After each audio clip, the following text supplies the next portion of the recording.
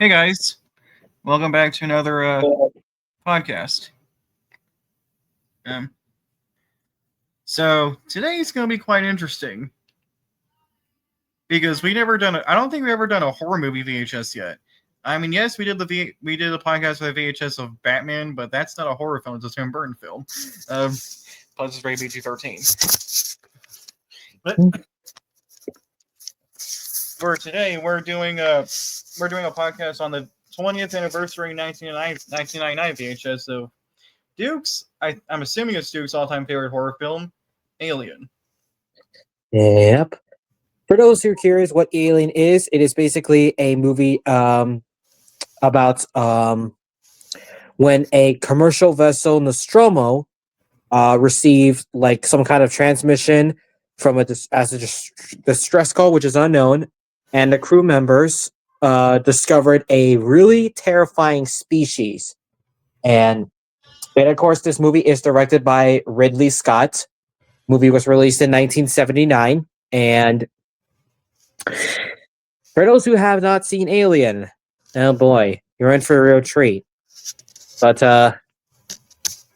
since the movie was released in 1979, but in 1999, when the 20th anniversary was around, 20th Century Fox Home Entertainment had released some kind of gift pack where it's basically a collector's gift pack where they have all four of the Alien movies, with the exception of Aliens, the special edition of Aliens, rather than just releasing the theatrical cut of Aliens. But otherwise, Alien 1, 3, and 4 was only shown as the theatrical cut, even though the theatrical cut of Aliens was once released as the VHS in 1997, before the special edition was around in, believe, 99. I mean, I never really was born in 1999. I mean, I don't think any of us were. But yeah, this should be interesting. First of all, I mean, Jack, what's your thoughts on Alien? Yeah, I actually bought the movie on Vudu. I've only seen it the whole way through once. I don't know why I've not seen it the whole way through other times. Well, I can't now because my freaking cat Crumpet broke my TV. I need to get a new one. It Yeah, was boy. it was really great. All right. So the first thing that we get is not the black screen of death for the VHS of Alien, but the 20th Century Fox Home Entertainment logo. A very classic one, I say. And it's just the logo of the studio that just zooms in showing the font. It's not like the international releases where you get like the 20th Century Fox logo before it just shows you home entertainment, unlike the UK and Australia. But since we're here in the US, it varies on which copy you get. But for me, I don't think we've seen the home entertainment logo here. But moving right along, we have a very eerie promo for the X Files.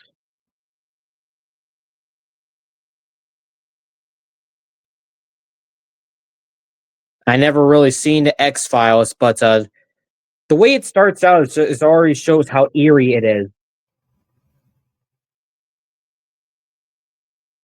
And the promo or the VHS just basically promotes the series of the promotes the box sets of all seasons of the X Files on video. Don't know about DVD, but again, I wasn't born in 1999, so different. I really do not know what that was like. And we got a promo for a video game for Alien Resurrection.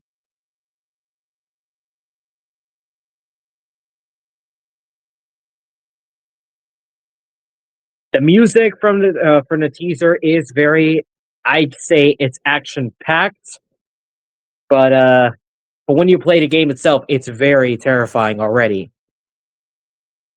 And fun fact about Alien Resurrection, the video game particular, it had been in development from what I hear. From all the research I've gathered, it was originally going to be released in 1997, but I believe they had a lot of problems.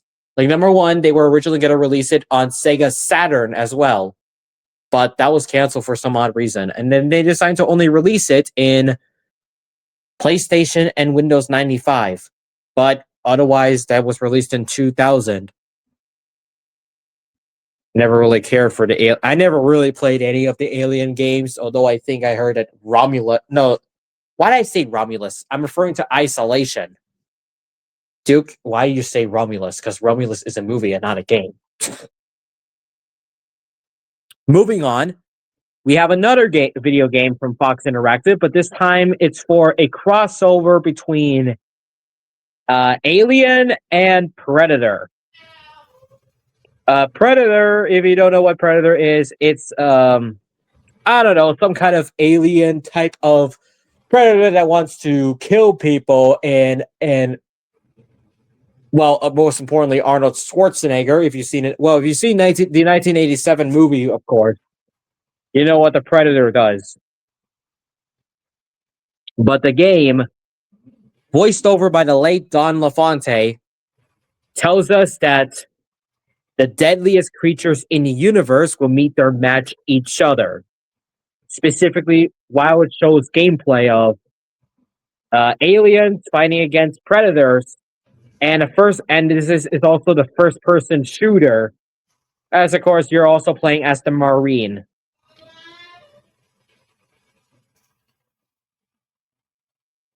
And the terrifying thing that it ends before it shows the logo or title of the game is the face hugger. Of course, if anyone who plays Alien games or like Alien Isolation, the face hugger would probably be the worst thing to get because it is a first-person game and not third-person. Hey, are you actually? Are you looking at the opening on YouTube? Yes, I am. That's what I thought. But unlike Alien Resurrection, it's only on PC and not PlayStation. Right. When you thought when you thought the promos are done, we get one more. The original theatrical trailer, aka, in my personal and honest opinion, the most terrifying and very intense teaser ever for Hollywood. I don't know how to start it, but whether it starts off with the logo or, you know, we start seeing some lines that forms the word alien, or the egg itself. It starts quiet at first, but then it starts getting more intense. And the most terrifying detail of all, it's its wail or siren, whatever you call it, but goosebumps. I don't imagine what kids would react to when they see the trailer, even before the movie began.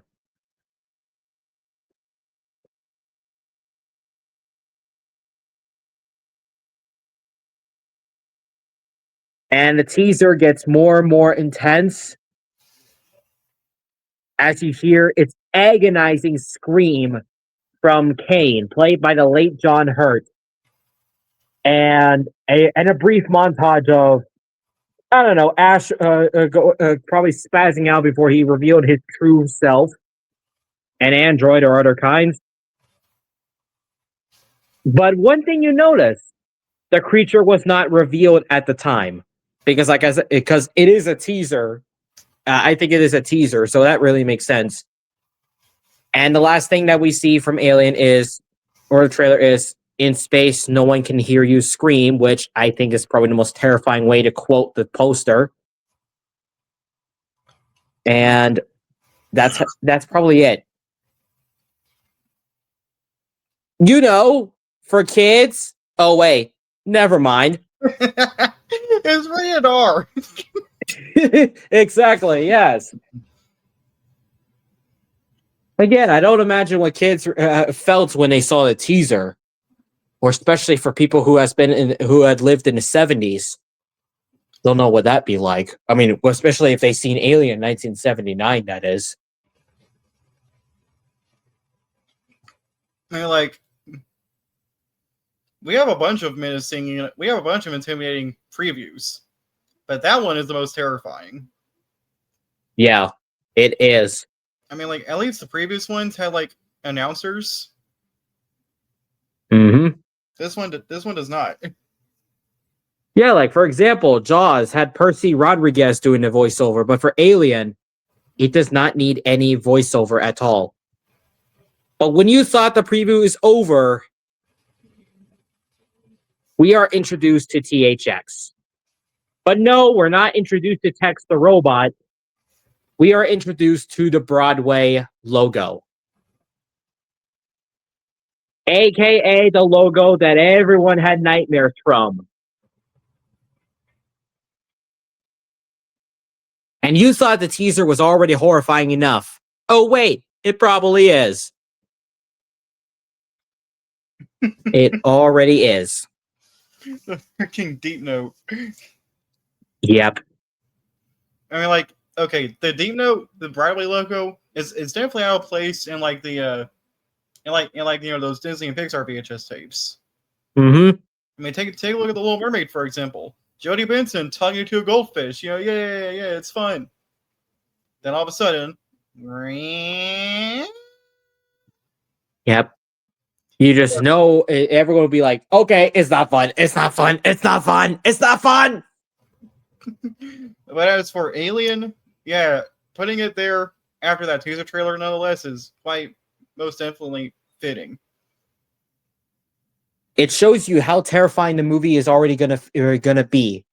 And we weren't, and we didn't, and back in the 1990s, we did not have various THX logos like the Amazing Life or anything, or specifically a Text the Robot to like when you get Monsters Inc. or Toy Story 2 or Finding Nemo or Cars on all of those Pixar movies.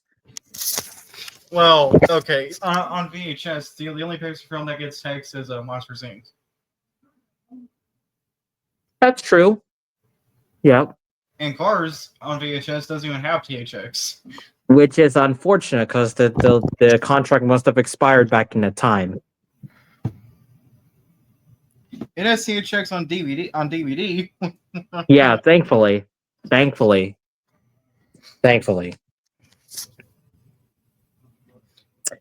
And after the logo, the movie begins with the classic 1970s 20th Century Fox logo.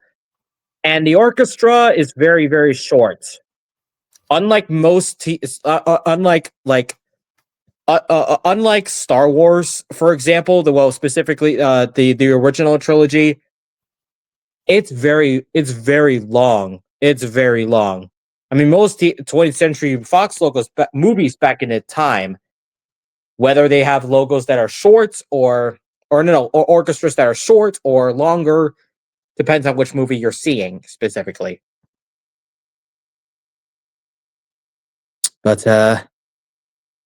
yeah. I never really owned a VHS of Alien, but seeing the opening shows how terrifying it already is. I mean, the THX logo after the teaser. Oh, better get your blankets to hug or something. I don't know.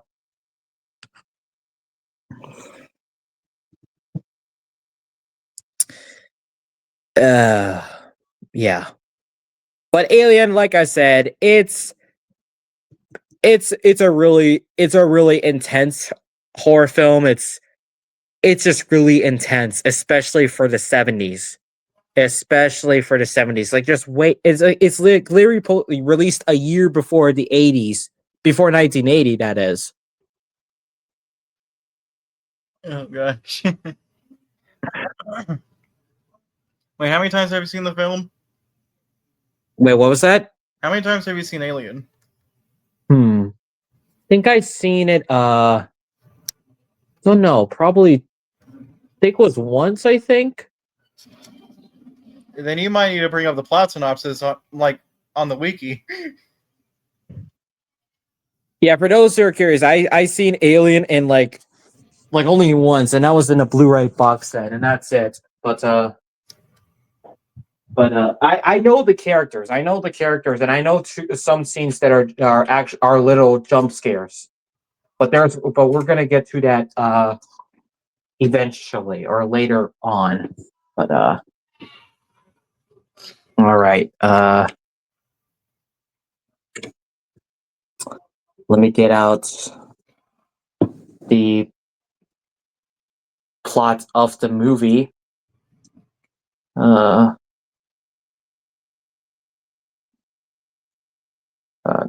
okay.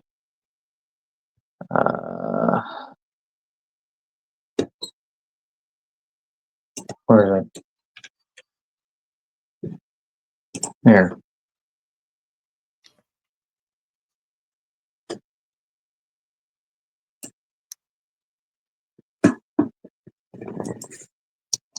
Come on, computer. Don't take too long, please. No, I don't want to see spoilers for Predator Badlands, even though I never really seen that movie yet. All right. So the plot. Yeah, that's what he looks like. All right. I don't know. I'm pulling this plot up from I don't know, Xenopedia. Interesting, but basically kind of like Wikipedia. But of course, I get it. But anyway, the plot begins with the commercial star freighter USCSS Nostromo, basically towing over a very refinery platform filled with over 20 million tons of mineral ore. Jeez, 20 million. Where basically it detects where it was detecting a mysterious transmission from a nearby moon. No, not the moon that NASA landed on. In response, the ship's AI awakens the 7-man crew from stasis, or I don't know, hypersleep, whatever you call it. But of course we have inside the crew.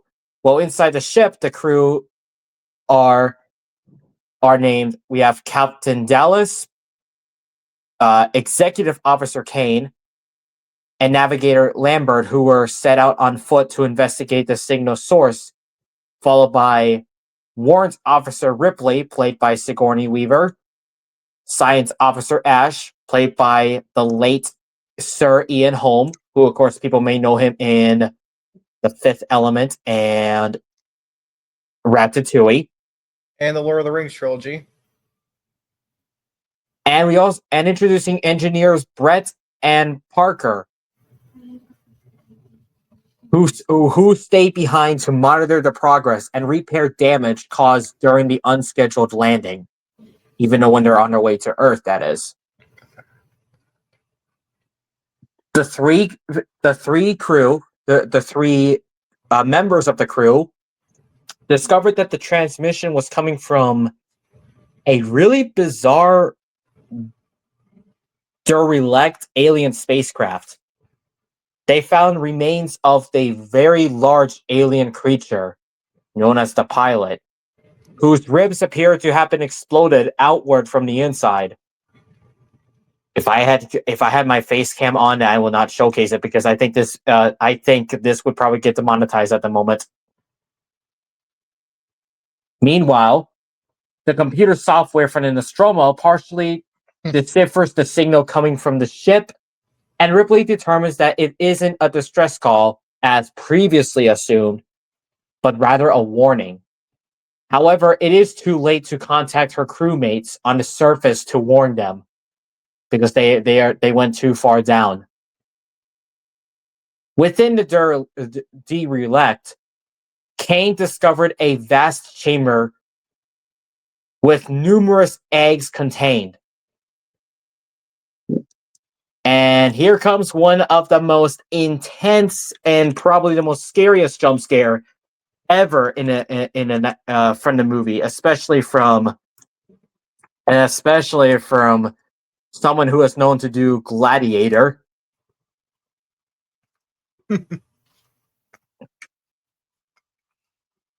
People are not going to get ready for this. People are not going to get ready for this. What is in that? What is in that? What is in that egg exactly? A creature attaching itself to Kane's face. Also known as the face hugger. And that sound alone, jeez. Thanks a lot, THX, for making it louder, even though text wasn't a thing until Pixar came around. Yeah. After that, Dallas and Lambert carried the unconscious Kane back to Nostromo, where Ash allows them inside, defying Ripley's orders to follow the ship's quarantine protocol. They knew it was urgent. I mean, in Ripley's point of view, she doesn't really want the ship to be, contaminated or something. But Ash, however, really just didn't really care. But since Dallas is the captain of the ship, he expects Ripley to obey every single order, much to Ripley's dismay, and she just really, he really does not sound happy, and I don't blame Lambert and Dallas that they knew that this is urgent or serious, but still.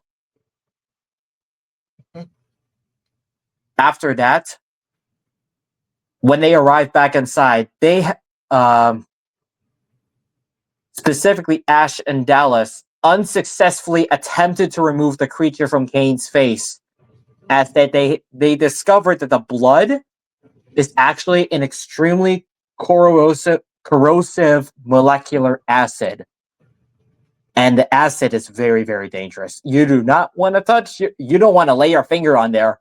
If I were you guys, don't ever lay your finger on acid. Ever. Ever. Yeah, don't. Eventually, the creature detaches of its own accord and it's found dead. With the ship repaired, the crew resumed their trip back to Earth. Kane awakened, seemingly unharmed. But during a meal before re-entering stasis, he begins to choke and convulse until an alien creature known as the Chestburster bursts from his chest, killing him in the process before escaping into the ship. Again, another second scary moment ever for Alien. And we're just not even a few minutes in. Yeah, we're not even a few minutes in. Like, I mean, that trailer did warn us. Yeah, the trailer already warned us alone in the VHS, but now we're gonna get more two scary moments: the face hugger, and now the alien bursting out from your chest. Oh, do I want to know what's next? Oh, we do. With conventional weapons lacked, the crew attempted to locate and capture the creature by fashioning motion detectors, electric prods, I almost said pods, and nets. During the search, Brett follows the crew's cat Jones into a large storage room where he encounters the alien, now grown into a formidable being larger than a man. It swiftly mauls him and flees with his body into the ship's air shafts. Again, Ridley Scott, can we just take a few minutes after not having another heart attack? Like, that's all you had to do, Fox. Like, what are you doing? Oh, right. Giving us nightmares. That makes sense. Like, come on. We just dealt with the freaking trailer. We just dealt with THX. Exactly. We dealt with all those things. We dealt with all of that.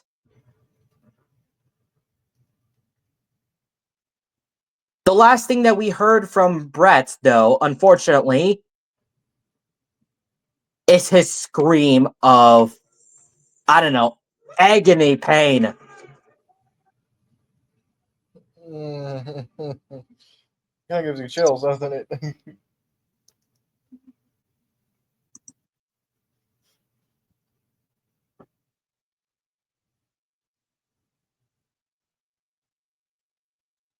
And meanwhile, intending to flush the alien from the shafts and into an airlock, Dallas had armed himself with a flamethrower, heading into the vents. And once again, we cannot catch a break. We cannot catch a break. We cannot just catch a break. Because what's the next thing that we hear? The next thing that we see when Dallas enters the vents? Oh, maybe this will probably scare some of you.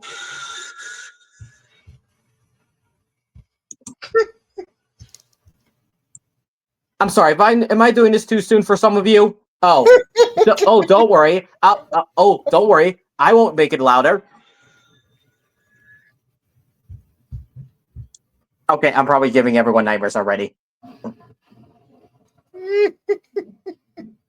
But in all seriousness, we just again, we dealt with the trailer, we dealt with the face hugger, we dealt with Brett being killed off, we dealt with the alien being bursted out from Kane, and now we have to deal with Dallas being, I don't know, jump scared by a xenomorph in the vents.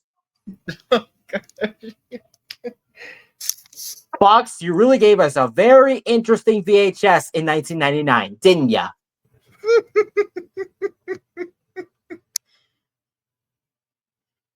Though I must say, the bed scene alone is probably the most scariest next to the facehugger reveal.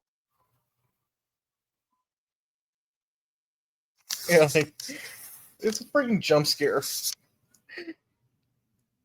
THX, thanks a lot for giving us nightmares already.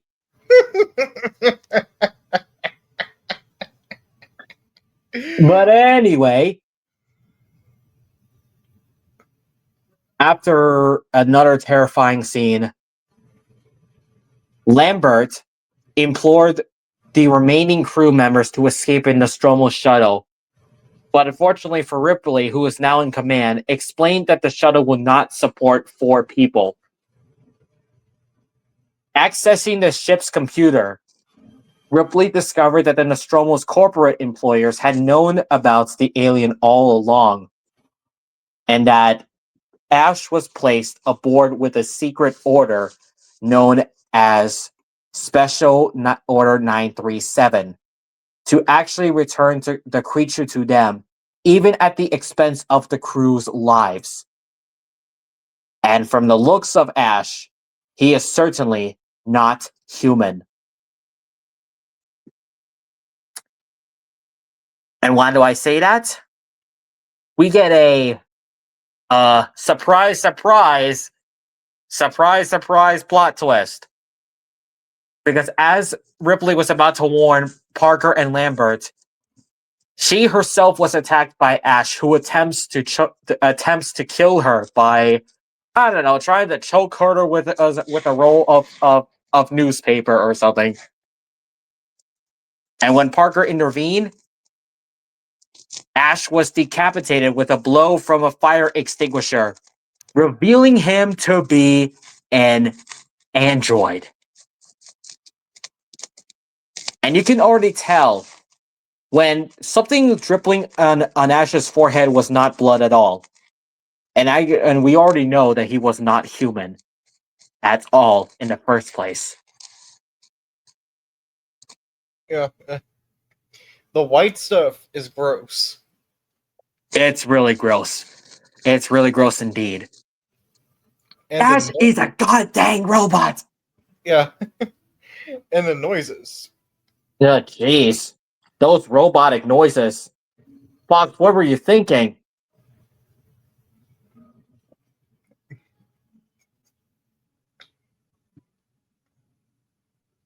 After another surprising, terrifying event, the crew interrogate Ash's remains and confirms that the company's intentions for the creature.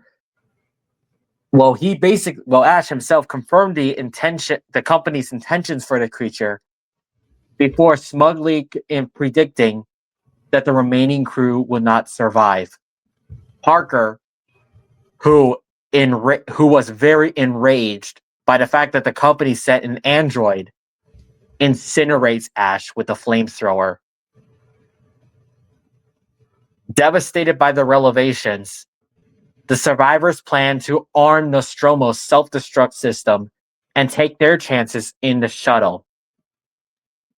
But unfortunately for Parker and Lambert, they were all killed by the alien while gathering the necessary supplies.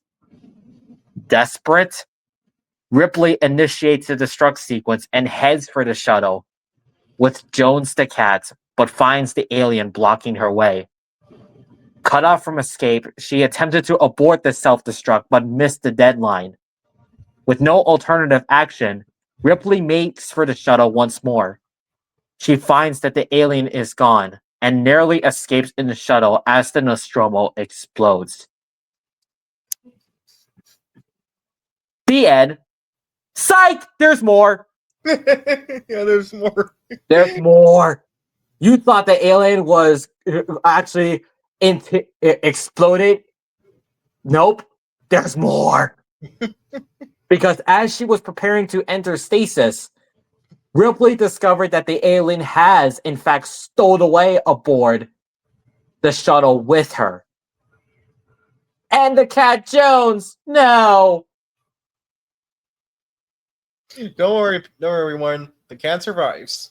Yep, thank goodness. Thank goodness. Thank goodness for that. Thank you. God bless you, Ridley Scott. God bless you. God bless you. But anyway, in the epic climax and a showdown between Ripley and the alien, she puts on the pressure suit, opening the exterior hatch, trying to blow the alien out with the resultant explosive decompression, but it gripped onto the doorway. Ripley then shoots it with the grappling gun, and the impact propels the creature out. In the process, the gun was ripped from her hands and catches in the closing door, tethering the wounded alien to the shuttle.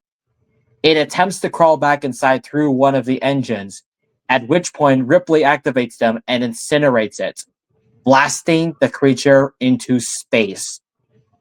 And that's the last thing we saw from the alien. Until James Cameron makes Aliens in 1986.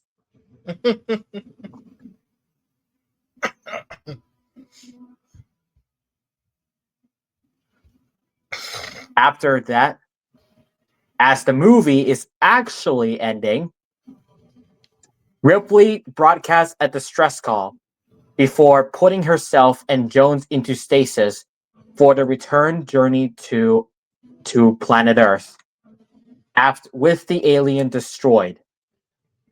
The last thing that we heard from Ripley is final report of the commercial Starship Nostromo, third officer reporting. The other members of the crew, Kane, Lambert, Parker, Brett, Ash, and Captain Dallas, are dead. Cargo and ship destroyed. I should reach the frontier in about 6 weeks. With a little luck, the network will pick me up. This is Ripley, last survivor of the Nostromo, signing off. Now, even though Ash is an android, she still had to mention him somehow. She still had to, which I didn't mind personally. Yeah. And that was it for Alien.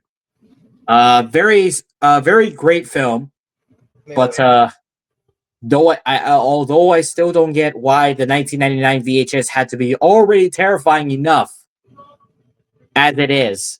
Yeah. Roll credits. Yep. Yep. And that's how the movie ends. I don't think there's a closing to the VHS, but I think that's how the movie ends with the We black screen of death, apparently. we do get something after the end credits and before the black screen of death, but it's nothing interesting. It's that red, Fox warning screen.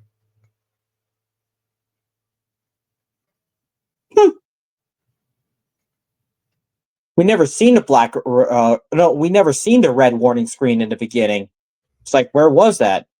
I mean, I only seen the red warning screen in the 1999 DVD of Alien, but not the VHS. Huh. That's because it appears at the very end.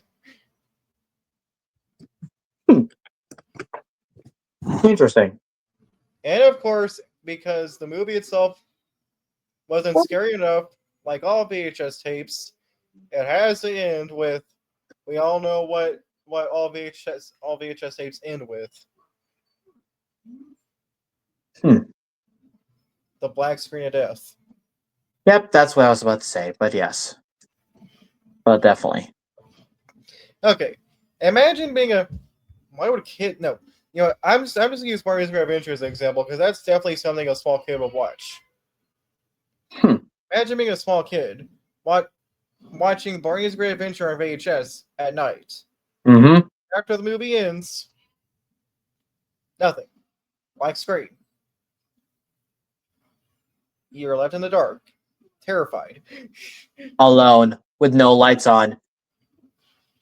At least you're not watching at least you're not seeing the lights out horror film, or the horror short, that is. But still. Now, seeing the black screen of death at the end of a children's film as a little kid, that's already distressing enough. But seeing it at the end of a VHS tape as an adult while you're home alone at night. Oh dear. Oh dear.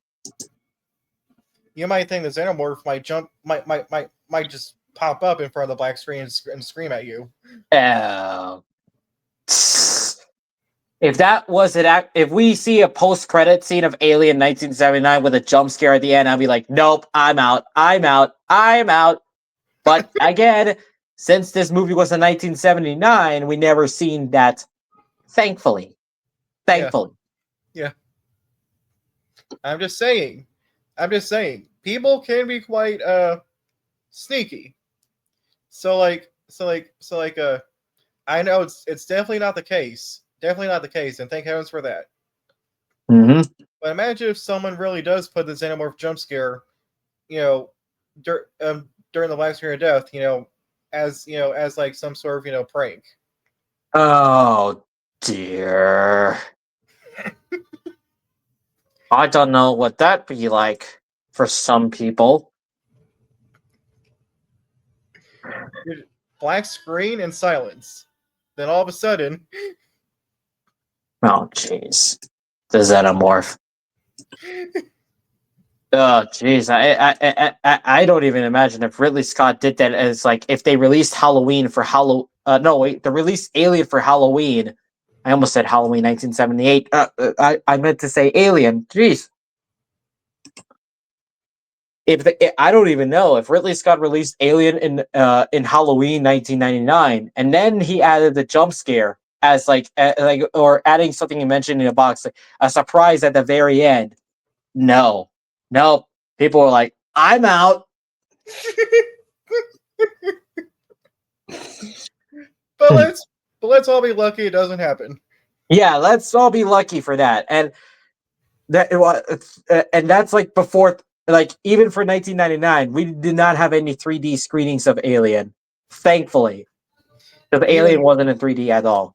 Even then, the black screen of death itself is already scary enough. Yes, despite the entire VHS being terrifying, like what's already terrifying? Oh, the entire movie or or THX after the teaser? Oh, I'd say all of them. Because, again, can we just catch a break from all the tense moments that we just got already from the teaser? Like, the teaser already weirdness. I was like, what are you thinking, Ridley Scott? Oh my gosh.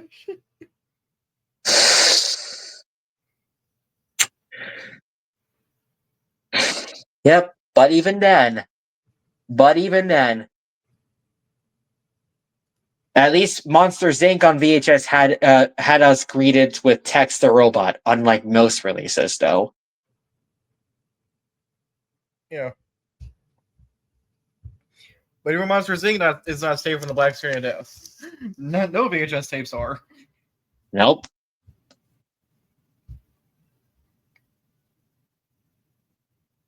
They don't. SpongeBob's Werepuss.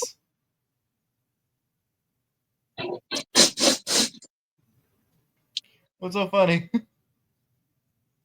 There's a SpongeBob's Werepuss.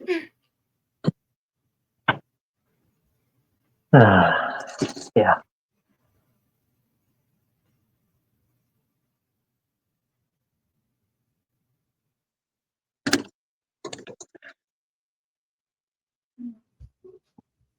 Don't know what else to say, but I don't know. Alien is like I said, it's terrifying, but I think the theatrical version is probably more intense than the director's cut of Alien. 'Cause, I really don't know. I think the theatrical is probably intimidating enough. Well, especially the 1999 VHS, that is.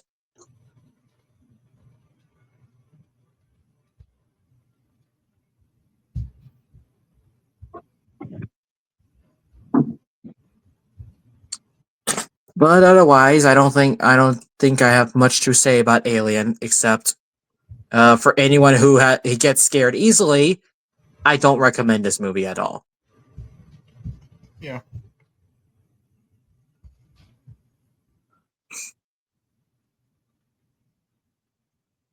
I wouldn't be forcing Katie to do that because I suggest not to, because we had Blood and Honey, which we do not talk about, that traumatized her enough.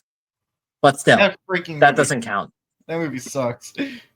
Yep, yeah, that doesn't count.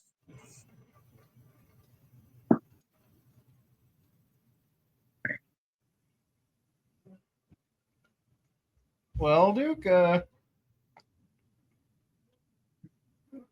do you think? Don't know what else to say, but I mean the 1999 VHS looks interesting, but don't know about the entire box sets of Alien. Because again, I only seen Alien on Blu-ray once, but jeez, don't know what that'd be like. Do you want to know some? At least Alien does not have that main in credits audio gag. Oh, right. Because Aliens actually does. We hear the sound. We hear the sound of what is either an egg cracking open or a face hugger scampering. Oh dear. Don't know what that'd be like. Yeah. Who knows? We might do the VHS of Aliens next. Who knows? Yeah, who knows? Or maybe the DVD. I don't know. You know what? The DVD has that terrifying play movie sequence, doesn't it? It does indeed. Yes, it does. Then I guess we can do the DVD next. The next podcast, we can just review the Aliens, DVD. Yeah, we could. I mean, considering we already mentioned a play movie sequence in a terrifying play movie sequence compilation, or the list of all the sequences, then I guess we could be up for it. Yeah. As for right now, we're done for today's podcast. We will see you all next time. Bye.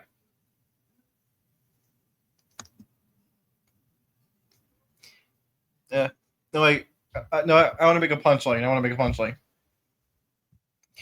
remember, if a xenomorph shows up at your house, get a freaking flamethrower. Exactly. Get a flamethrower. I don't recommend a knife or a gun because if you get acid in your body, better call medic. It's true. All right. Bye, everyone.